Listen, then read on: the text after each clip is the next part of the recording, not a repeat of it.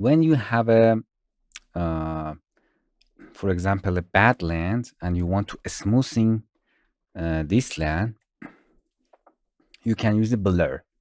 The blur is for smoothing lands. So you have to connect the bad land to the blur. It means I want this land to be blurred. This is all bad land. This is all blur. As you can see, it's smoothing out. What happened to the 2D height map? As you can see, this is our height map and it's blurred. It's washing out and it causes blur in 3D.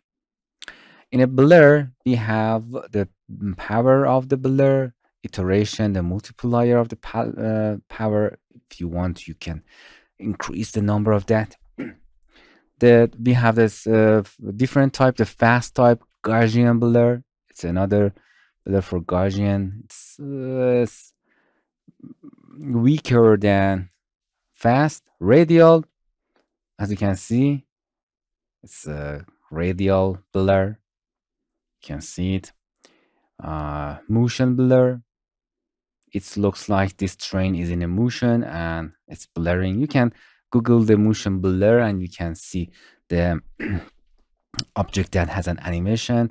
They blurring like this, but it's not about the animation. It's like that motion. I mean, smooth motion and the jitter one. Cause this such an interesting effect if you want. But don't forget, this is half of 1K. You can, if you have a powerful system, you can 2K, 1K, for example, 2K. Oh, as you can see, it's calculating a lot. Wow, you can see the difference between that. So back to 0.5K.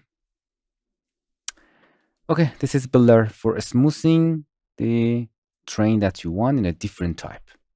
Hello my friends, to continue these tutorials on YouTube, subscribe us, like us, and hit the bell icon. And now you will be alerted about all of the amazing videos that we release.